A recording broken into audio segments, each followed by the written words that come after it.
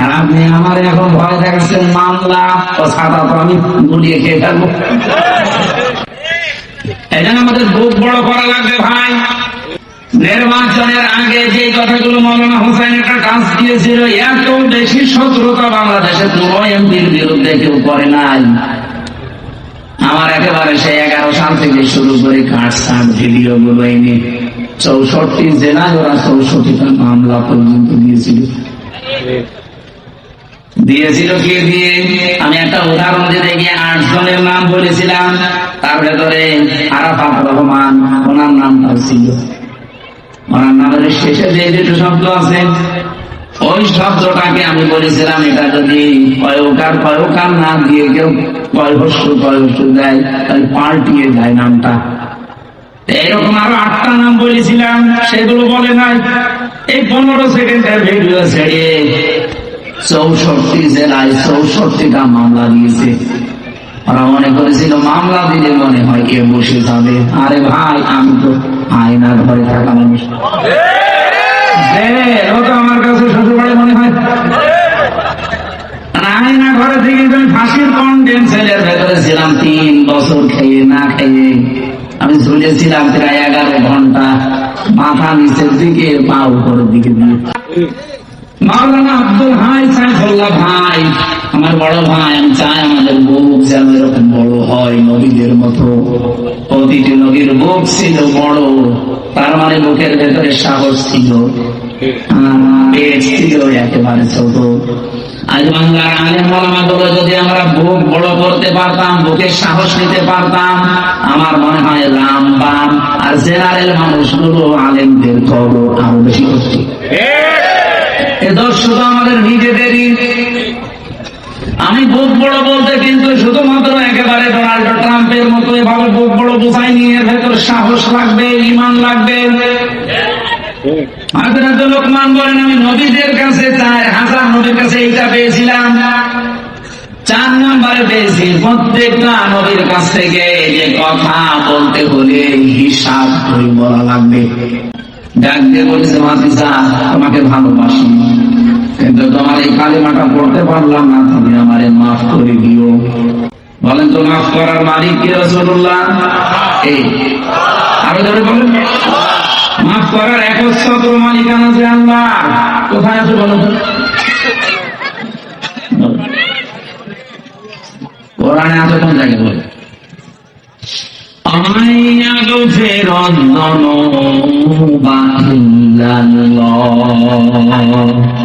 সূরা আলে ইমরানের ভেতরটা মাঝে আছে রব্বুল আলামিন জানিয়েছেন মাফ করতে পারে গুনাহ শুধুমাত্র আল্লাহ ছাড়া, মাফ করার ক্ষমতা কারো নেই। যদি আপনি হাত তুলে ইবাদত নষ্ট করেন, এটা আবার আল্লাহর নাম, এটা বান্দার।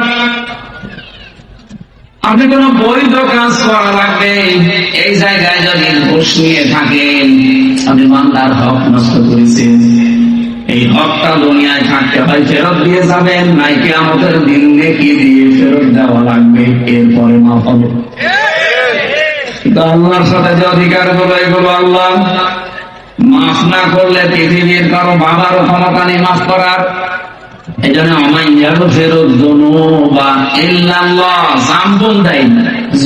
বহু বছর কোন গুনাহকে মাফ করতে পারে না ইল্লাল্লাহ, আল্লাহ ছাড়া। এই লোকটা যখন ডাক দিয়েছে ভাতিজা মাফ করে দিও নবীজিকে, সঙ্গে সঙ্গে কোরআনে কারিমের আয়াত নাযিল করে আল্লাহ সতর্ক বাণী দিয়েছেন, ইন্নাকা লা তাহদি মান আহবাবতা ওয়ালাকিন্নাল্লাহ ইয়াহদি মান ইয়াশা ওয়া হুয়া আ'লামু বিল মুহতাদিন। সূরা কাসাসের ভেতরে আছে 56 নম্বর আয়াতে, নিশ্চয় হে নবী আপনি যাকে চান তাকে হেদায়েত দিতে পারেন না, আমি আল্লাহ যাকে ইচ্ছা করি তাকে হেদায়েত দান করি। আর হেদায়েত কে পাবে এটা আপনার চাইতে আমি আল্লাহ ভালো জানি, এই জন্য আলামও দেওয়া আছে। এরপরেও নবীর মন মানছিল না, কারণ এত কষ্ট পৃথিবীতে রাসূলুল্লাহর পেছনে কেউ করে নাই।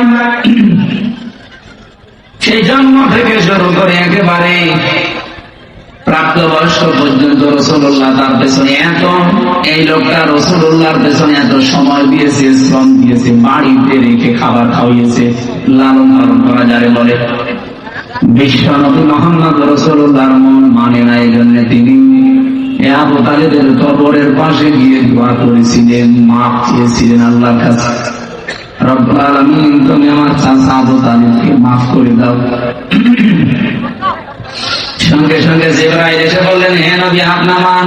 কার জন্য হাত তুলেছেন? মা কানা লিন-নাবিয়্যি ওয়াল্লাযীনা আমানু আন ইস্তাগফিরু লিল-মুশরিকিন ইলা আখির আয়াত। সূরা তাওবার 113 নম্বর আয়াতের প্রথম অংশে আছে, কোন নবীর জন্য, কোন ইমানদারের জন্য জায়েজ না, শোভনীয় না, উচিত না যে কোন মুশরিক মারা গেলে তার জন্য ক্ষমা চাবে। ওয়ালাউ কানু উলি কুরবা, যদি ওটা নিজের নিকট আত্মীয় হয়। বাংলার মুসলমানের এটা রেকর্ড হচ্ছে, আপনি কার দোয়া আল্লাহ ফেরত দিচ্ছে টের পাচ্ছেন? জীবনে যে নবী হাত তুলেছে আল্লাহ ফেরত দিয়েছে এমন রেকর্ড নেই শুধু একটা জায়গায়। বিশ্ব নবী হাত তুলেছে আল্লাহ ফেরত দিয়েছে, আমি তার পুরা জীবনী পেলে একটা জায়গায় পেয়েছি। মনের ভেতরে যার কামনা আসলে কবুল হয়ে যেত, মনের ভেতরে কামনা আসলে যার কবুল হয়ে যেত, সেই নবী হাত তুলে বসে আছে, আল্লাহ হাত ফেরত দিচ্ছে যে চাচা মুশরিক এই কারণে। অথচ বাংলাদেশে আমরা দেখি অনেক মুশরিক একেবারে টাটকা মরে যায়, আর আমরা দোয়া করে জান্নাতে দিয়ে আসি, মনে হয় যে আমরা কন্ট্রাক্ট হারিয়ে নিয়েছি। জান্নাত আমাদের বাবা নাকি? আমাদের বাবা। এই ধোকার ভেতরে আছেন আপনারা, আর আমরাও ধোকা দিচ্ছি। নবীর মতো মানুষ যদি দোয়া করে দোয়া আল্লাহ ফেরত দেয় যে কবুল হবে না, চাচা মুশরিক, আপনার আত্মীয়তা দেখি হয়েছে, কোন কোন চিন্তায় আছেন আপনি নিজেকে প্রশ্ন করেন। এত ভালোবাসা মহব্বত দেখিয়ে লোকটা মাপ পায়নি, শুধুমাত্র তার জীবনে অনুসরণ ছিল না রাসূলুল্লাহ। আল্লাহ পাক এজন্য সূরা আলে ইমরানের 31 নম্বর আয়াতে জানিয়েছেন, যদি আল্লাহকে ভালোবাসি এ কথা প্রমাণ দিতে যাও, আমার রাসূলুল্লাহকে অনুসরণ করার মাধ্যমে দাও।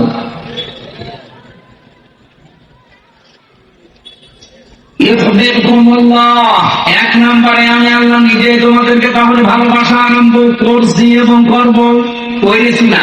ইউহিব্বু এটা মজারে, কেউ যদি রাসূলুল্লাহকে অনুসরণ আরম্ভ করে, আমার আল্লাহ তাকে ভালোবাসা শুরু করবে। ভালো করে এই শব্দটা বোঝেন, কোরআনের কোন শব্দ যদি কেউ বোঝার জন্য চেষ্টা করেন 500 টাকা আপনার আমাদের সববে। এইটা ভাই এটাকে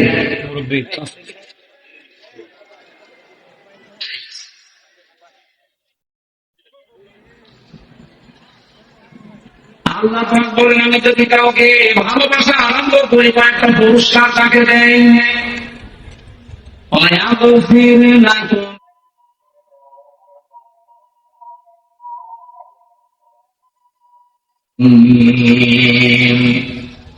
এক নম্বরে আমি আল্লাহ নিজে তাকে মাফ করে দিচ্ছি এবং দেব। গনা কয়টা মাফ করবো? আল্লাহ জামগুন দিতে পারতেন, জাম বাংলে দিতে পারতেন, দিয়েছেন যুনুব। একটা গনাও তার বাকি থাকবে না। যখন থেকে রাসূলুল্লাহর অনুসরণ আরম্ভ করবে, ওই দিন থেকে ওর জীবনের সব অপরাধ আমি আল্লাহ মাফ করে দেব। না মাফ করে দিয়েছি, দেব। এবার বলেন তো, কেউ যদি রাসূলুল্লাহকে অনুসরণ আরম্ভ না করে, আল্লাহ তাকে মাফ করবে, ভালোবাসা আরম্ভ করবে? বলেন বলেন। এই আয়াতের ব্যাখ্যা পড়ে আমি যতটুকু বুঝলাম, এই পৃথিবীতে কেউ যদি রাসূলুল্লাহর অনুসরণ আরম্ভ না করে, ও যদি আকাশ দিয়ে উড়িয়েও যায়, আল্লাহ ওকে এখনো ভালোবাসা আরম্ভ করেনি। এখন আমার প্রশ্ন, ভাই যে অনুসরণটা এটা কি আংশিক না পূর্ণাঙ্গ? বলেন বলেন। বাংলাদেশের বহু মানুষ আমরা রাসূলুল্লাহর অনুসরণ করি ভালোবাসার মাধ্যমে, কিন্তু আংশিক। হয়তো টুপি দিয়ে, জোপা দিয়ে, দাড়ি দিয়ে, পাগড়ি দিয়ে, দস্তরখানা বিছিয়ে খাবার খাওয়া, এই যে অনুসরণ আমাদের শেষ। জীবন কি এই শেষ না আরো আছে? আপনাকে তো অনুসরণ করা লাগবে পূর্ণাঙ্গ। এই পূর্ণাঙ্গ অনুসরণের কথাগুলো যখন আমরা বিস্তারিত বলতে চাই, তখন যারা ওই আংশিক অনুসরণ করে অভ্যস্ত, তারা আমাদেরকে শত্রু মনে করে। আমার কথা মনে হয় বুঝে ফেলেছেন। না বোঝার ভান করে আছেন কারা? হাত তো আপনি এখনো বোঝেননি।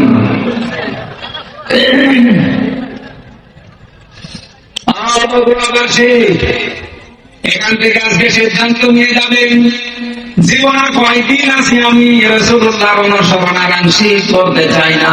যত ঝড় ঝাপটা আসুক না কেন, অনুসরণ আমি করতে চাই পূর্ণাঙ্গ। কথা বলে না কেন?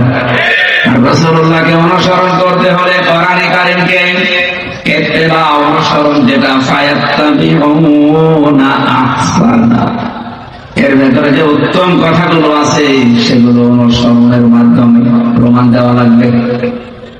আল্লাহ পাক এই কথা বলে শেষ করেননি, আয়াতটা শেষ করলেন উলাইকাল্লাযীনা হাদাহুমুল্লাহ, এই মানুষগুলোকে আমি আল্লাহ হেদায়েত দিচ্ছি এবং দেব। এখানে ফাইল ভাগবতটা সরাসরি আল্লাহ নিজে রব্বুল আলামিন বলেন, আমি নিজে তাদেরকে হেদায়েত দেব। তাহলে আল্লাহর হেদায়েত পাওয়ার একটা শর্ত এখানে পেলাম। কোরআনে এখান থেকে আজকে যা শুনবেন, এইটা আজকে থেকে জীবনে অনুসরণ করার সিদ্ধান্ত নিয়ে বাড়ি যাওয়া লাগবে ইনশাআল্লাহ। উলাইকা হুম উলুল আলবাব, তাহলে আল্লাহর দৃষ্টিতে আপনি বুদ্ধিমান, জ্ঞান সম্পন্ন, বুদ্ধিমান বলে বিবেচিত হবেন। আল্লাহ আমাকে সহ প্রত্যেককে আজকের তেলাওয়াতকৃত আয়াত থেকে মূল শিক্ষাগুলো নিয়ে বাড়ি যাওয়ার তৌফিক দেন, বলেন আমিন।